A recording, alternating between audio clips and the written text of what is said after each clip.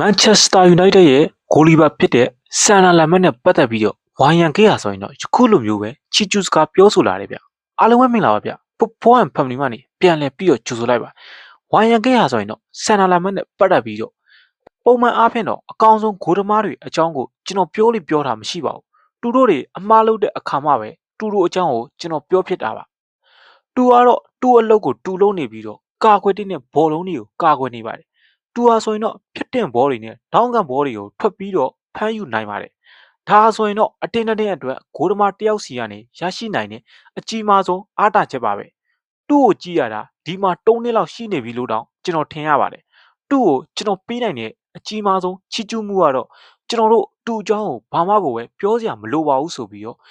ဝိုင်ယန်ဂိတ်ကမန်ချက်စတာယူနိုက်တက်ရဲ့ဂိုးသမားဖြစ်တဲ့ဆန်နာလမ်မန်နဲ့ပတ်သက်ပြီးတော့ယခုလိုမျိုးပဲချီးကျူးစကားပြောဆိုတော့တာကိုတွေ့ရတယ်ဗျမန်ချက်စတာယူနိုက်တက်ပြည်သက်တွေအနေနဲ့ရောဆန်နာလမ်မန်နဲ့ပတ်သက်ပြီးတော့ဘယ်လိုမျိုးမြင်မိလဲပြောခဲ့ကြပါအောင်ဗျအားလုံးပဲကျေးဇူးတင်ပါတယ်ဗျ